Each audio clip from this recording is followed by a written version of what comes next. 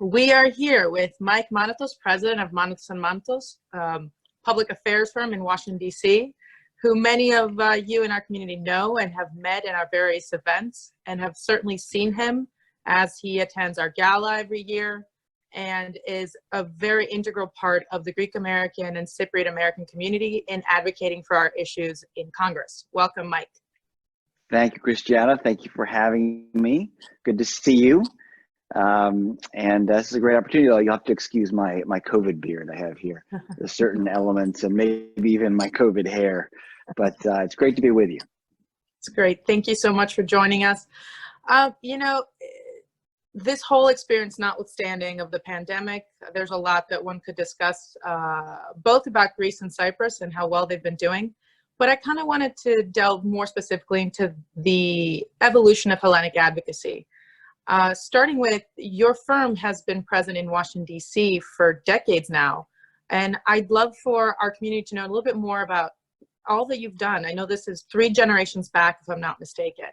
So why don't you give us a quick introduction? Well, thank you for the opportunity. So for over 80 years now, Manatos has been working in or with the federal government. And 1936, my namesake, my papu, Mike Manatos, came to Washington, D.C. to work in the United States Senate. After over 20 years there, he was asked by then President Kennedy to join him in the White House and serve as the president's Senate liaison, the representative of the White House in the United States Senate. And after the assassination, stayed on with President Johnson. My father, the second generation, worked on Capitol Hill for a number of years and then was brought on to the Carter administration, the administration of President Jimmy Carter. He was actually, of all the assistant secretaries of all the agencies, he was the youngest assistant secretary, and he was over in the Commerce Department and handled congressional affairs.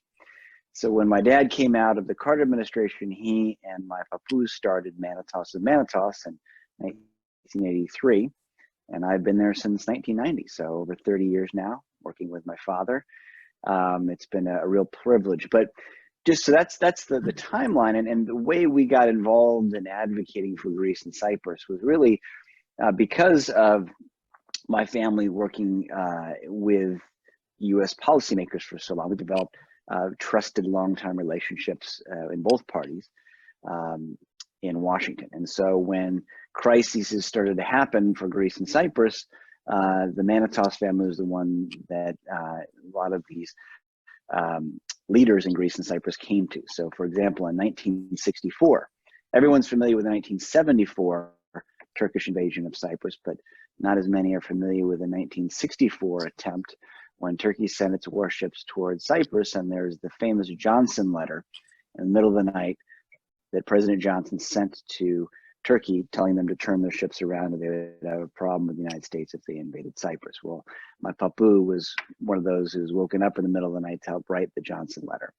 Fast forward to 1974, after the Turkish invasion of Cyprus, there was legislation in the United States Congress to put an arms embargo on Turkey.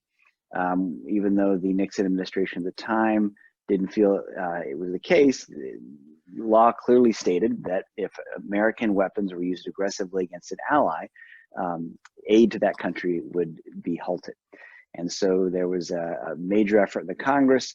In the House of Representatives, it was then Congressman Paul Sarbanes and Congressman John Bradamus who led the legislation to cut off arms to Turkey. And in the Senate, it was led by Senator Thomas Eagleton of Missouri.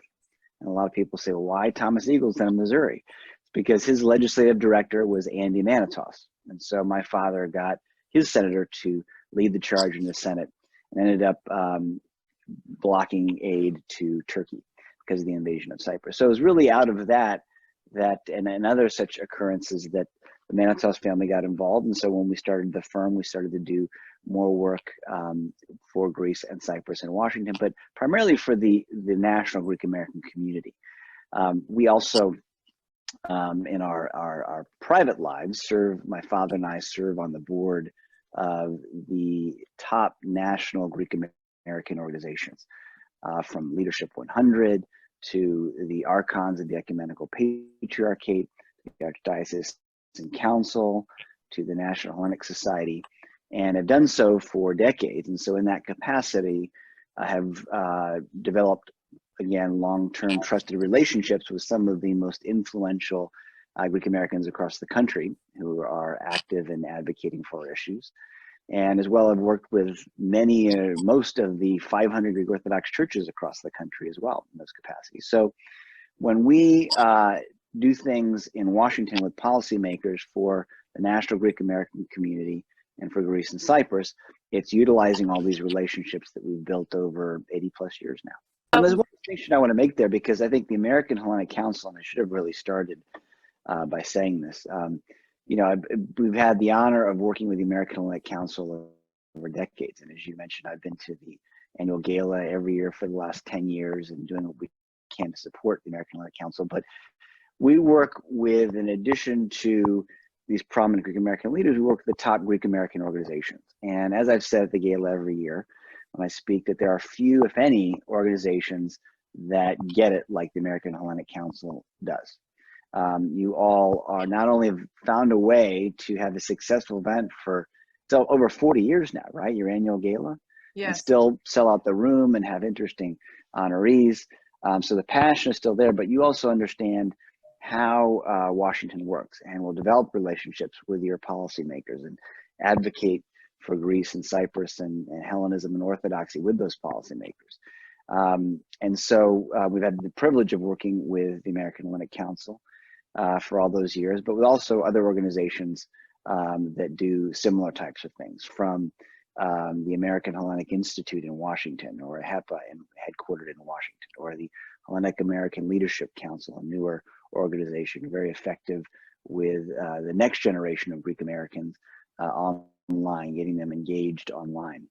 And numerous other organizations all around the country.